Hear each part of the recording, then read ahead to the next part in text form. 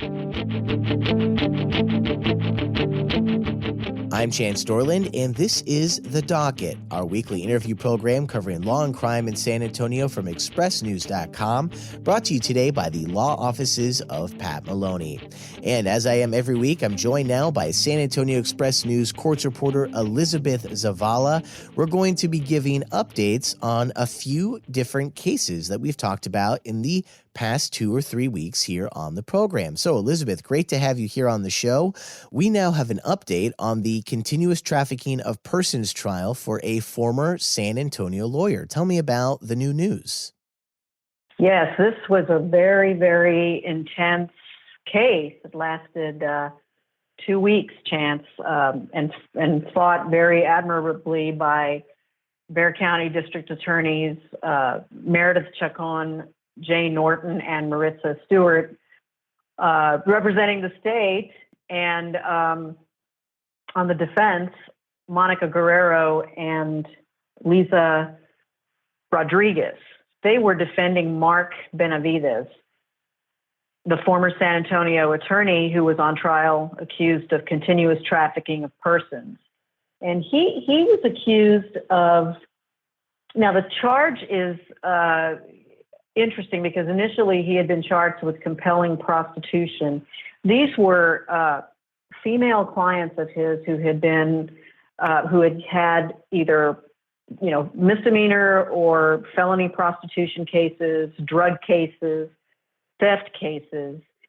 And 6 accusers came forward and said that he forced them to have sex to keep them out of jail or to lessen their legal problems. So when we talked about this at first, the trial was, it was pretty new. It had just begun, and we had heard from some of these accusers. They all spoke about how as soon as he became their court-appointed attorney, or as we found out during trial, in some cases, he had been retained by relatives who had actually paid him some money to represent their family members. So whether he was in the role as a court-appointed attorney or a retained attorney, the women accused him of basically, using sex as a form of control, a form of payment. The trafficking part comes in because he is alleged to have picked up all of these women either from the courthouse or from their homes and taken them to a San Antonio motel that's it's in the downtown area, and for $15 they would have a room or have a date, as was described in testimony. So the verdict, the guilty verdict, came in Tuesday, and the punishment phase began Wednesday. And in that punishment phase, Chance, we heard from about 6 more women who came forward and spoke about very similar things that the accusers had talked about, that they would go to this motel and he would, Benavides would take his video camera and he would videotape these sexual encounters and instruct women on particular acts that he wanted to do. They were very graphic sounding videos. Again, as we had spoke before, only the jury was allowed to see what was going on these videos. And they had confiscated 246 videos from Benavides' home, and there were placed into evidence. There were 495 motel receipts that were connected to Mark Benavides. So during the punishment phase, 6 more women came to testify, talking about those particular encounters. There were more videotapes that were shown to the jurors. And there was even a former mistress of Benavides who testified that she had dated him before he got married and even during his marriage. She talked about how, they had a relationship she felt was a relationship, but eventually when the state and defense rested their case, they brought this woman's name up to point out to the jury that, even though she came and talked about a consensual relationship with Benavides, they also reminded and pointed out to the jury that their relationship began with Mark Benavides representing her in a case at the courthouse. So they were able to get back to this particular pattern of, what the state was able to argue that, showed that, there was a link there where, there would be court cases or court dates. And in her closing argument, Meredith Chacon said that he used the legal system to find, his prey, basically, or to find, victims that he would use in these particular instances. So, but before we get to that, other key testimony that we were able to get to that led to those, closing arguments. The jury took 4 hours to convict Mark Benavides of continuous trafficking of persons. And then when the defense came in with their case for punishment, they brought the first witness was Mark Benavides' mother. And it was a very interesting exchange from the witness stand. She and her husband had been in court, the entire time supporting their son. And, we were sad to learn in her testimony that her husband has been diagnosed with Alzheimer's disease. And she testified that Mark, even since his arrest, because he's been out on bail or on bond this entire time, has been supporting two families with the diagnosis of her husband's condition, which came around the time that Mark had been arrested. She said he has been helping in their business. They own a business where they make monuments and like tombstones. And so he's had to help support his mother and his father, and he's also had to support his family, which he has a wife and two children, an 11-year-old and a 9-year-old. And but there were times that the testimony got pretty combative, as one could imagine. I mean, I can't imagine what it would be like on a witness stand testifying about, something so, gosh, I mean, I can't even think of a word for it, but, the parents were in there the entire time that these videos were played. They were able to hear a lot of this graphic activity going on in the background. And, but she told the jury that she felt like that her son basically was not guilty, I believe. She said that, when under cross-examination, when Jay Norton asked her, well, did you hear, your son on the video? And she said, well, I didn't see the video, and, you said it was him, and, asked if she believed the accusers, and she, said something very interesting and what I imagine would be very painful coming from a parent. She said, I think that there are two Marks because that is not my son. So she had a very, what I would call a very brave demeanor, because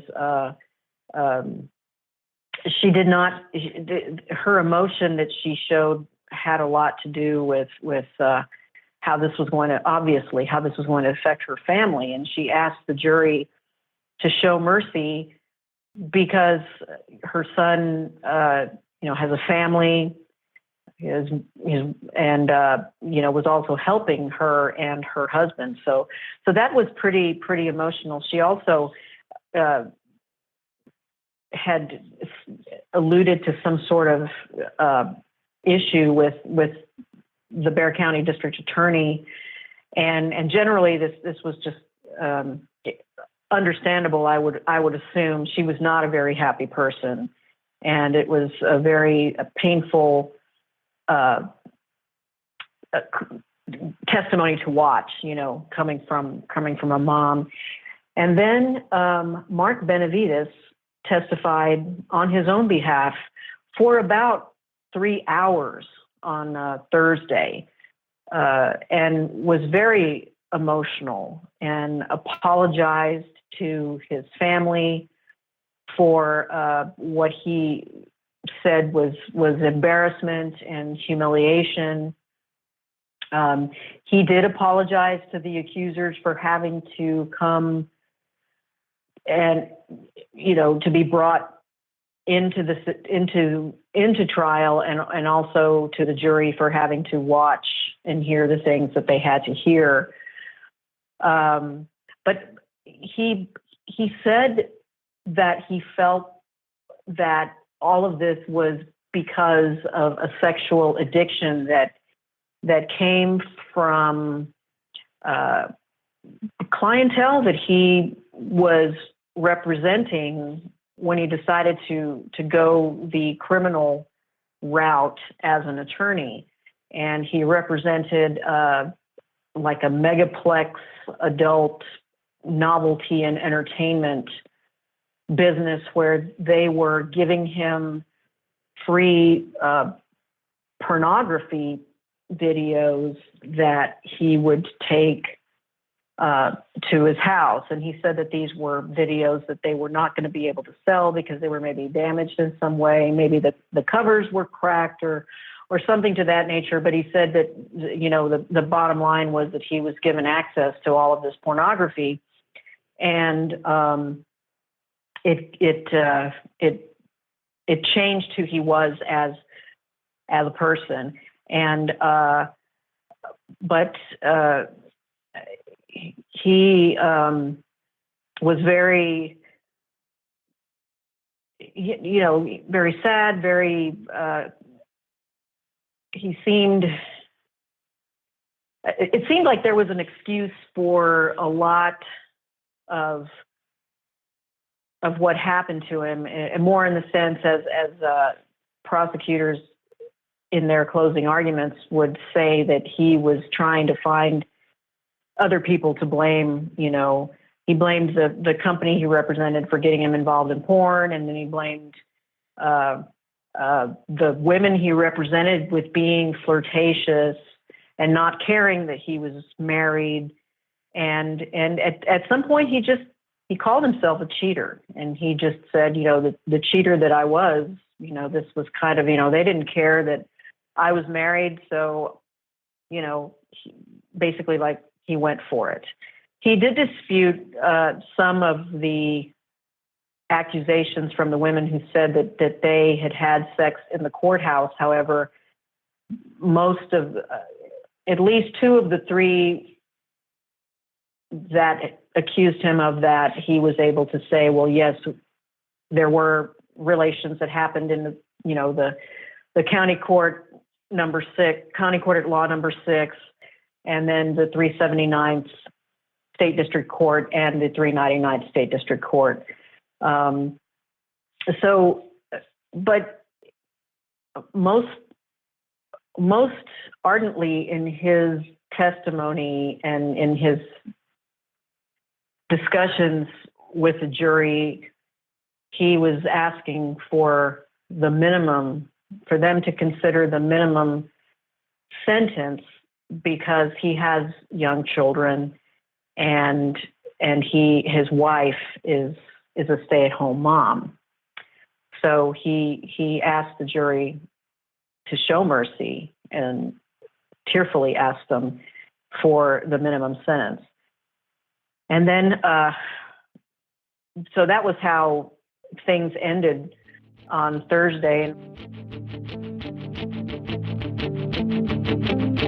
You're listening to The Docket, a new weekly interview program covering law and crime in San Antonio from expressnews.com, brought to you by our sponsor, the law offices of Pat Maloney.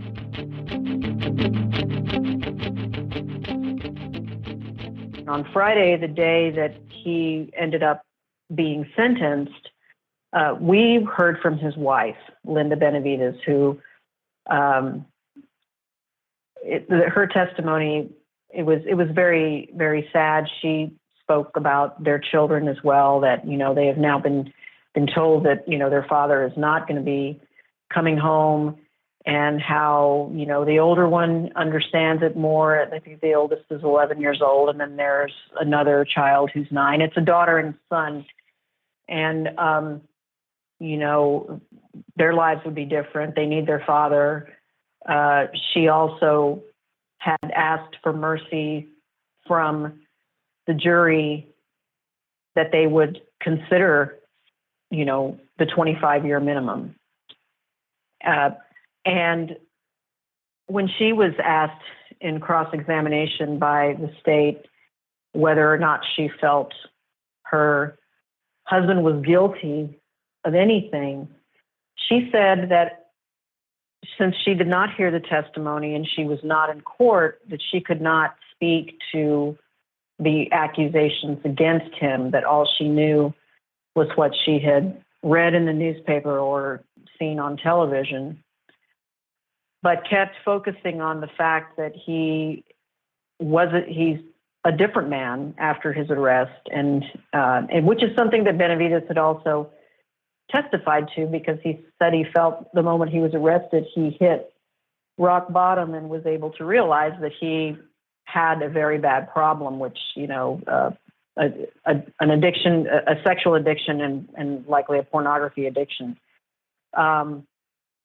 So after that, there was some testimony from experts who said two very different things. There was one expert who said that basically he was a sexual offender that was going to have to. They both agreed that he'd need to have, some intense therapy to deal with his condition, but it's not clear whether or not, when you're incarcerated, though, you could get the type of treatment that that would be necessary. Considering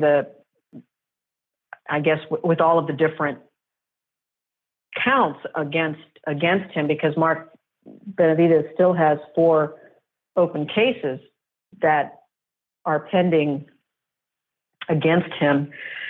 So, but in the end, it took the jury about 6 hours to decide that Mark Benavides would be sentenced to 80 years on each of the 6 counts of continuous trafficking of persons. And so these will be served at the same time. And what that means is he'll be eligible for parole after serving 30 years. So, and eligibility does not always mean that it will happen, but if he does end up going on parole, he'll be 78 by the time he gets out. So, like I said, he has 4 more cases pending, and we're uncertain as to when those will be tried. So yeah, obviously we might be talking about some of those cases in the future. So perhaps more to say coming up here in the near future from Elizabeth Zavala. She covers those cases as they come through here on the docket. Elizabeth, we have a few moments left. Let's talk about another case. It's a 2013 case involving the murder of a police officer. We mentioned this case on the program a few weeks ago, and there is an update that you can tell me about. Yes, as the Wilson County jury was still deliberating their sentence for Mark Benavides on Friday, the Atascosa County jury could not unanimously decide to send Sean Puente to death row in the killing of San Antonio police officer Robert Deckard. He was shot in the face as he was involved in a highway chase with Puente. Just to recap that, Officer Deckard became involved in a chase for robbery suspects a little after midnight on December 8th, 2013. Puente and his girlfriend, Genevieve Ramos, were in the car when Puente began shooting outside his vehicle.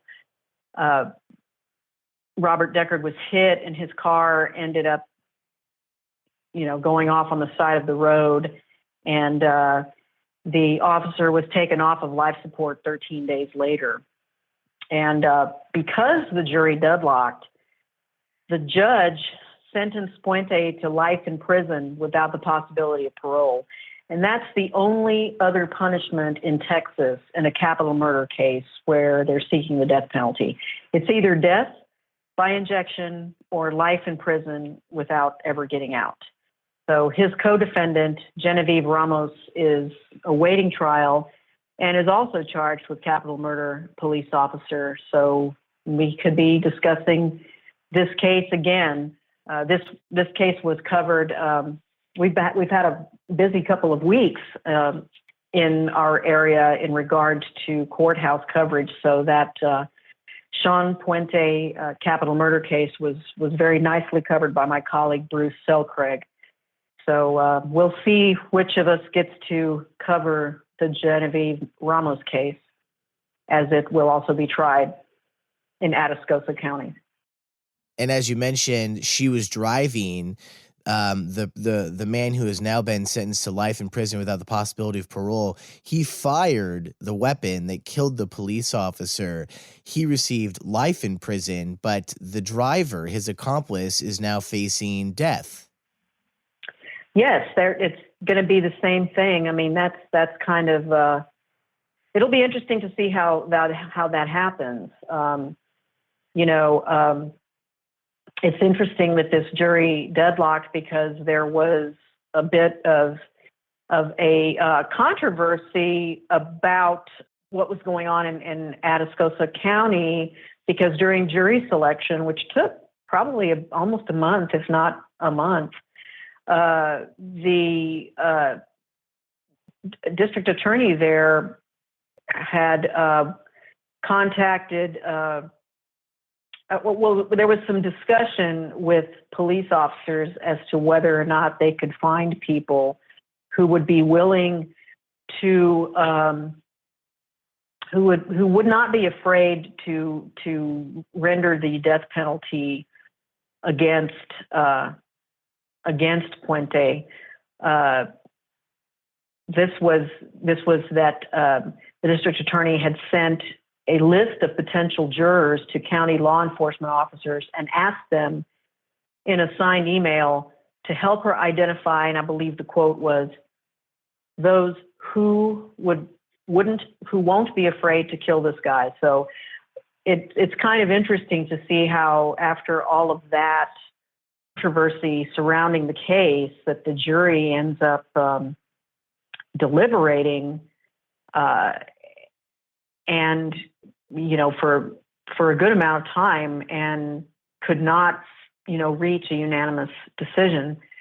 So, but the bottom line is that Sean Puente will most likely end his days behind bars.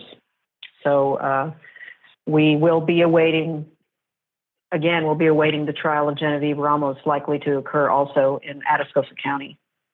Yes, two cases we've discussed today, Elizabeth, that might come up again here on the program. So, of course, thanks to San Antonio Express News courts reporter Elizabeth Zavala for joining me for today's episode of The Docket, where we gave a few updates on some cases from the past week. So have a good week, Liz, and we'll talk to you next week.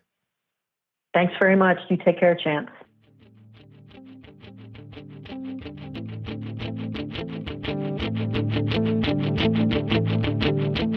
And thanks again to San Antonio Express News courts reporter Elizabeth Zavala for joining me for today's episode of The Docket, our weekly interview program covering law and crime in San Antonio from expressnews.com, brought to you today by the law offices of Pat Maloney. For the San Antonio Express News, I'm Chance Dorland.